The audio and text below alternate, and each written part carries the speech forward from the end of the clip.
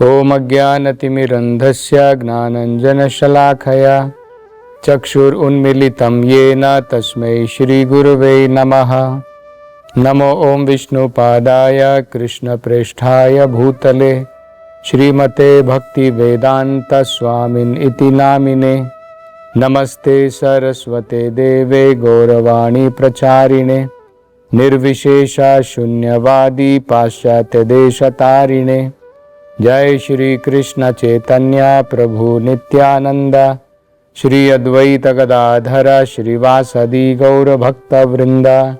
हरे कृष्णा कृष्ण कृष्णा हरे हरे, हरे राम राम राम हरे हरे। हरे कृष्णा। पिछली कथा में हम बाणासुर के बारे में चर्चा कर रहे थे।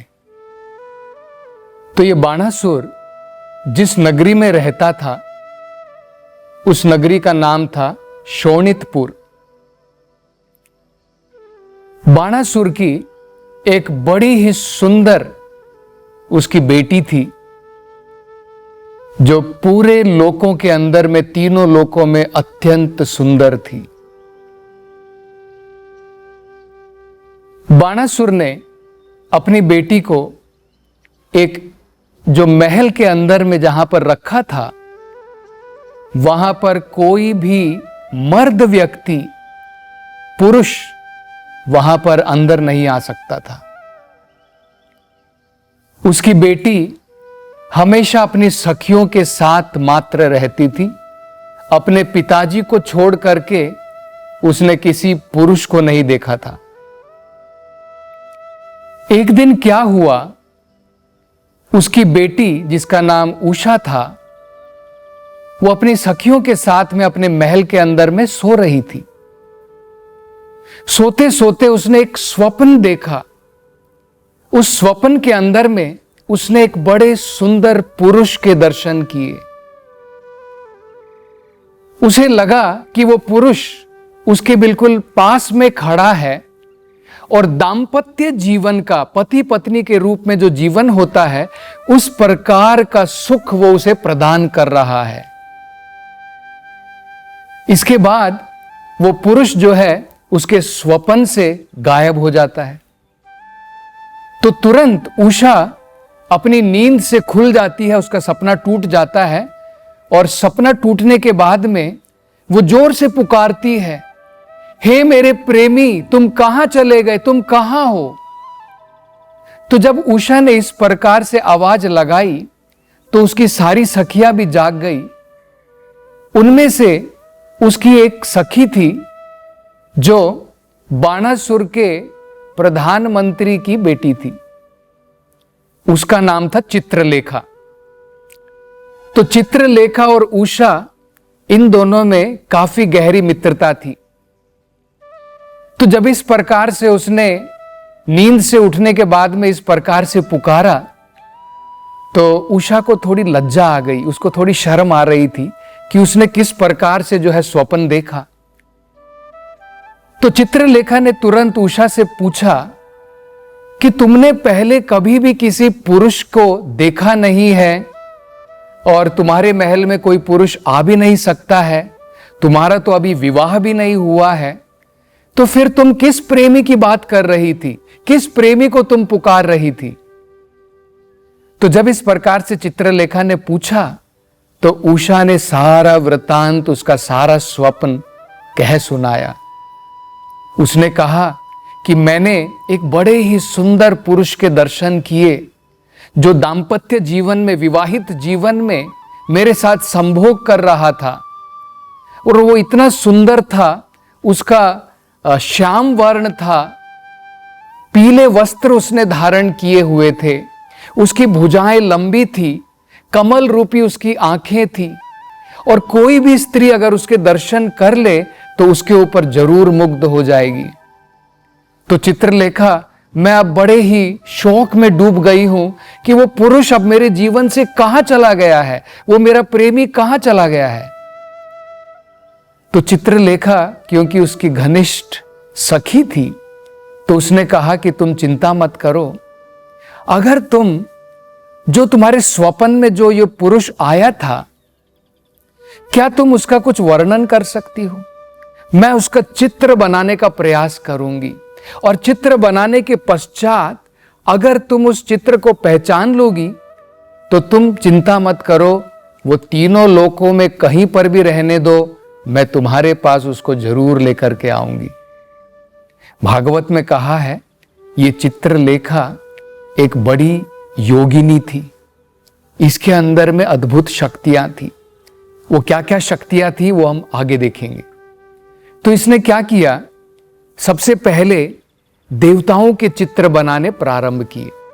देवताओं के बाद में गंधर्व के, गंधर्व के बाद में किन्नरों के, इस प्रकार से अनेकों जितने भी ऊपर के जो ग्रह हैं, स्वर्ग लोक हैं, वहां के सभी जितने भी वासी हैं उन सब के चित्र उसने बनाने प्रारंभ किए।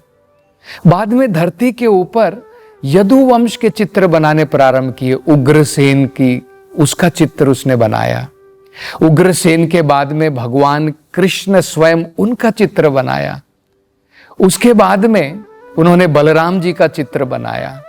और बाद में जब चित्रलेखा ने प्रद्युम्न का चित्र बनाया तो उषा जो है उसको थोड़ी सी लज्जा आने लगी।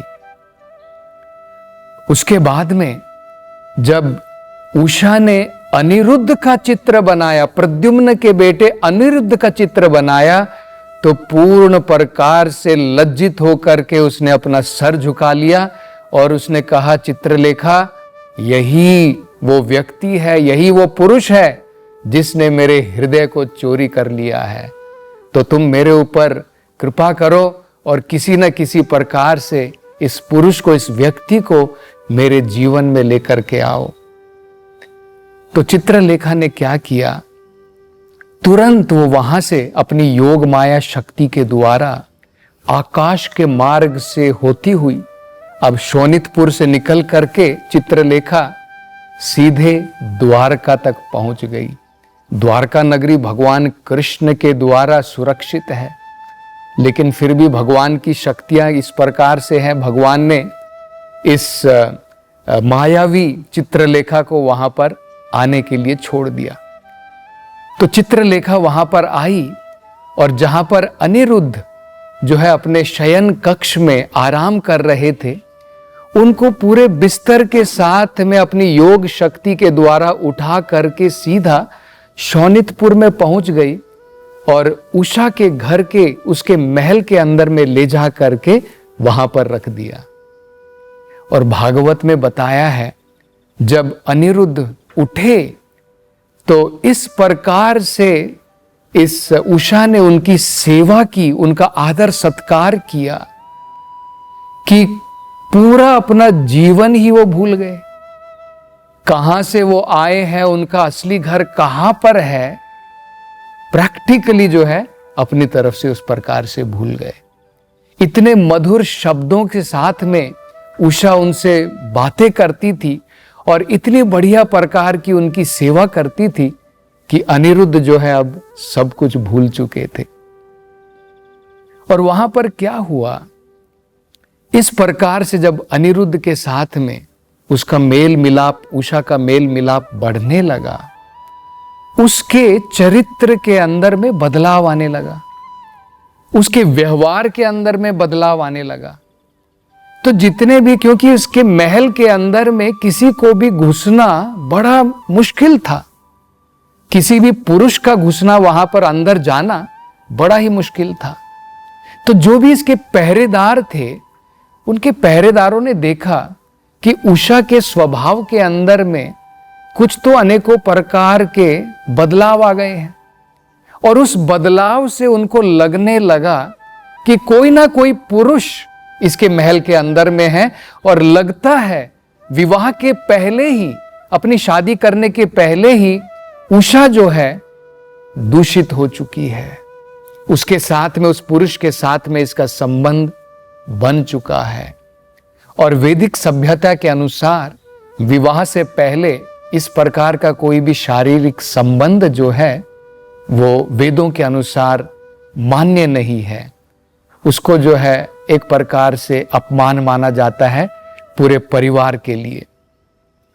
तो उन्होंने सोचा कि अगर ये खबर बाणासुर को मिल गई इधर उधर से तो हम लोगों का तो पत्ता साफ हो जाएगा, हम लोगों की खैर नहीं है। इसलिए हम ही लोग जाकर के तुरंत जो है बाणासुर को खबरदार कर देते हैं। तो बाणासुर के पास में गए और बाणासुर को जा करके बताया कि हमें संदेह है, हमारी तरफ से तो हमने कोई कमी नहीं छोड़ी है, पूरे नगर को, पूरे के पूरे महल को हमने पहरा दिया है। हमारी जहां तक बात है तो हमें तो नहीं लगता कि कोई व्यक्ति, कोई पुरुष है, लेकिन फिर भी हमें लगता है कि किसी न किसी कारण से तुम्हारी बेटी उषा जो है एक पुरुष के साथ में उसका संबंध है और वो दूषित हो चुकी है। तो जब बाणासुर ने इस प्रकार से सुना, उसे बड़ा क्रोध आया, उसे बड़ा अपने जीवन के अंदर में उसे लगा कि अपमान हो गया है मेरे जीवन का, किस प्रकार से मेरी बेटी जो है इस प्रकार का कार्य कर सकती है। तो तुरंत बिना देर किए हुए उस महल की तरफ, अपनी बेटी की महल की तरफ पहुंच गया। महल में पहुंचने के बाद में देखता है कि उषा और अनिरुद्ध साथ साथ में बैठे हुए हैं। देख करके बिल्कुल आश्चर्यचकित हो गया, चौंक गया कि ये पुरुष मेरे इस महल के अंदर में, नगरी के अंदर में कहां से आ गया, कहां से इस प्रकार से ये व्यक्ति जो है, इस पुरुष, इसके महल के अंदर में तो कोई पुरुष आ भी नहीं सकता है, इस प्रकार की मैंने सुरक्षा बनाई है। लेकिन मन के अंदर में जब उसने देखा कि इतना सुंदर पुरुष है, क्योंकि प्रद्युम्न स्वयं कौन है? प्रद्युम्न स्वयं कामदेव हैं, जो सबको अपनी तरफ आकर्षित कर सकते हैं। तो कामदेव के बेटे वो कितने आकर्षणवान होंगे, वो हम लोग समझ सकते हैं। तो अनिरुद्ध जो है प्रद्युम्न के बेटे हैं, बहुत ही जो है आकर्षमयी थे। तो वो सोच रहे थे कि मेरी बेटी और अनिरुद्ध की जोड़ी जो है बिल्कुल बनती है, और वो चाहते भी थे कि इससे बढ़िया वर तो मुझे कोई नहीं मिल सकता है। लेकिन फिर भी अपने परिवार के बारे में कि मेरे परिवार का अपमान होगा इस प्रकार से, ऐसा सोच करके वो क्रोधित हो रहे थे। तो वहां पर अनिरुद्ध ने भी देखा, अनिरुद्ध जो है बिल्कुल ही साहस के साथ में बैठे हुए हैं, उनकी बेटी के साथ में, उषा के साथ में वहां पर बैठे, और उन्हें बिल्कुल भी डर नहीं है। लेकिन वो देख रहे हैं कि मेरे होने वाले ससुर जो हैं वो नाराज हैं, वो खुश नहीं हैं, और उनके साथ में बड़ी सेना भी आई हुई है। तो अब वो घबरा रहे हैं, देख रहे हैं कि अभी किसी भी समय लगता है कि सेना के साथ में मेरे ऊपर आक्रमण कर सकते हैं। तो तुरंत अनिरुद्ध ने क्या किया, इधर उधर देखा और उनको एक बड़ी लोहे की सलाख मिल गई, एक गदा की तरह एक सलाख थी। तो तुरंत अनिरुद्ध ने वो सलाख लेकर के वो खड़े हो गए कि अगर संभव हुआ, अगर ये लोग मेरे पास में आए और इन्होंने मेरे ऊपर आक्रमण किया तो मैं इस सलाख के द्वारा जो है अपनी और उषा की रक्षा करूंगा। तो बाणासुर ने तुरंत जो है आदेश दे दिया, उन्होंने कहा कि सारे सैनिक जाकर के इसको पकड़ लो। तो जितने भी सैनिक थे सब अनिरुद्ध की तरफ भागे उसको पकड़ने के लिए। अनिरुद्ध ने अपनी सलाख निकाली और उस सलाख के साथ में इन सारे सैनिकों के हाथ तोड़ दिए, पांव तोड़ दिए और उनको धाराशायी कर दिया, और वो सब मृत हो गए। तो जब इस प्रकार से बाणासुर ने देखा कि कितना यशस्वी है ये अनिरुद्ध, तो उसको जो है बाणासुर को अनेकों प्रकार के आशीर्वाद प्राप्त थे। भगवान शिव का वो महान भक्त था, तो उनके द्वारा आशीर्वाद प्राप्त होने के कारण उसको एक विद्या का ज्ञान था जिसे नागपाश कहते हैं। इस नागपाश के द्वारा एक प्रकार से उसने अनिरुद्ध को जो है बंदी बना लिया। तो अनिरुद्ध जो है वहां पर बंदी हो गए, और उषा वहां पर उनकी बेटी जो है देख रही है कि जो उनके पति के स्वरूप अनिरुद्ध है, जो उनके प्रेमी हैं, उनको जो है उनके पिताजी ने इस प्रकार से बंदी बना लिया है। तो उनकी आंखों के अंदर में आंसू हो गए और वो जोर जोर से वहां पर विलाप करने लगी। यहां पर द्वारका नगरी में वहां पर भी अनिरुद्ध जो है एक प्रकार से पूरे नगर के अंदर से जो है गायब हो गए हैं, वो दिख नहीं रहे हैं। 4 महीने बीत चुके थे, चतुर्मास जो है खत्म हो गया था, तो सारे के सारे सोच रहे हैं, सब लोग सोच रहे हैं, देवकी है, वसुदेव है, उग्रसेन है, बाकी जितने भी द्वारका के वासी हैं, यदुवंश के लोग हैं, वो विचार कर रहे हैं कि इस प्रकार से कहाँ अनिरुद्ध जो है गायब हो गए हैं और वापस भी नहीं आए हैं, क्या हुआ उनका। तो जब उनकी इस प्रकार से चिंताएं बढ़ने लगी, तब नारद मुनि वहां पर प्रकट हुए। और नारद मुनि तो वो तो त्रिकालग्नि है, वो सब जानते हैं कहां पर क्या हुआ है। उन्होंने सारा का सारा वृतांत कह सुनाया, किस प्रकार से जो है चित्रलेखा जो है, जो उषा की जो सखी थी वो मायावी थी, और किस प्रकार से उसने जो है अनिरुद्ध को अपने महल से उठा करके लेकर के गई, और अब वो जो है बाणासुर के महल के अंदर में है। और नारद जी ने ये भी बताया कि बाणासुर ने अपने नागपाश के द्वारा अब अनिरुद्ध को बंदी बना लिया है।